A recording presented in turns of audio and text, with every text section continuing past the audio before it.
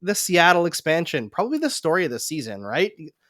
I think Vegas took everyone by storm to such a ridiculous degree their first season that the expectations are probably a little bit unfair for Seattle. But you see the hype that's been generated around that franchise and the way that they've marketed themselves and the people that they've brought in to, ingratiate themselves with the community and really build themselves as a community has been really inspiring to see.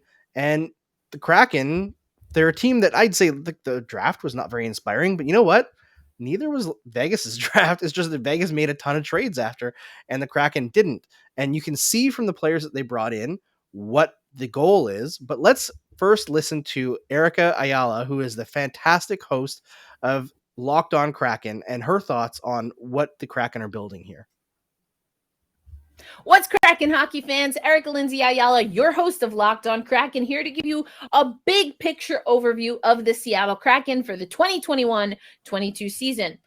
Essentially, everything is new. We are so excited. The puck drops on the Seattle Kraken inaugural season on the road. They will take on the Las Vegas Golden Knights tonight.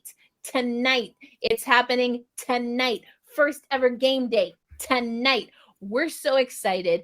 There's a lot of leadership on this team, and of course that is led by the newly minted captain, Mark Giordano, of course, coming from the Calgary Flames. But you've got Yanni Gourde, you've got Jordan Eberle, Jaden Schwartz. I'm really excited to see what Jaden Schwartz is going to do for this team. You've got it goes on and on and on. So I'm excited to see how, now that we've got preseason, they'll have a regular season game under their belt, how those leaders are going to help facilitate the growth of this team on the ice, alongside, of course, Dave Haxtell and the rest of the coaching staff. It's going to be exciting, but this team is going to have to fight if they want to be one of those top 3 teams in the Pacific Division. There is a little bit of a cushion, and they have now not just Yanni Gourde and Colin Blackwell on the injured reserve, but they have several players in COVID protocol. So lots of players starting off that are on the injured reserve list for the Seattle Kraken team. So they have a little bit of time there that they're going to need some of their younger players to really step up. And I think that time was going to be buffer time anyway, to establish how the Seattle Kraken want to play hockey, which is a strong forecheck. We know that from preseason. So I think we still really have to wait until maybe even December to get a real sense of how the Seattle Kraken team is going to play. But come the top of the year, I'm expecting to know for sure what we have in the Seattle Kraken. And then we'll see what happens as we have Philip Grubauer and Alex True, who is in the 23-player roster. They both will be representing their team in the Olympics. So we'll see what happens at that Olympic break. Grubauer with the German team and Alex True with Team Denmark. So if you want a preview, you just got to stay tuned. Everything brand new, but we'll be talking about it on your daily Seattle Kraken podcast, Locked On Kraken. Oh, man. Her enthusiasm just gets me so psyched. I am so ready for the Kraken. I mean, I was already on board with this team from their branding. I knew once it came out that the name was Seattle Kraken, I knew the NHL didn't mess it up. I was totally on board. They're, I think, my second favorite team just on the branding alone. So I'm not going to hype them up to have high expectations because, like you said, you can't follow Vegas. They set such a high bar that Seattle will never be able to meet. However, this is still exciting times. We don't often get to see expansion teams in the NHL.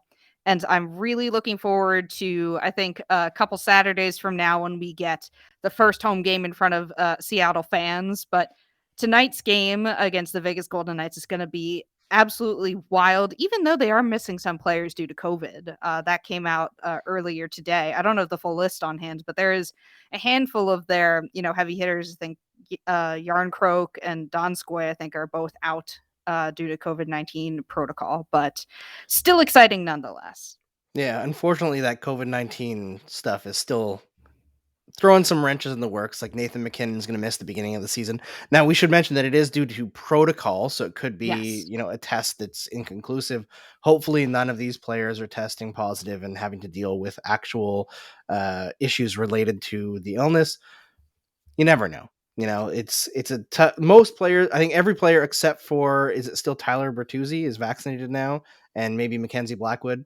But to go off on a tangent away from that, we'll stick to the Seattle Kraken here. I think we give the NHL a lot of crap for pretty poor management of marketing and all that, but I think that this starting the Kraken off against Vegas is almost perfect. The only thing that they messed up here is that it's not in Seattle.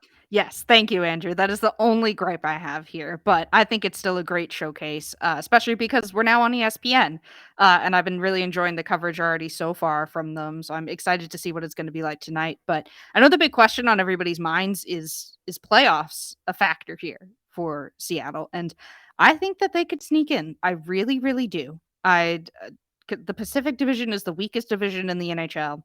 And I think there is an opening there for them to sneak into the playoffs in the third spot in the Pacific. I know that's very bold, but I really believe that their defensive style and their goaltending will be their strengths. We don't know who's going to score goals for them, but if their defense and goaltending can be as sharp as they are on paper, I am penciling them in for that spot. I don't think that they're going to make as much noise as Vegas will, but I'm really looking forward to seeing what they can do out on the ice. Yeah, I mean, it's unlikely that anyone can match what Vegas did their first season. That was truly lightning in a bottle, and Vegas didn't get to make, or no, sorry, Seattle didn't get to make the trades that Vegas did. Teams were a lot more cautious with how they handled the expansion draft.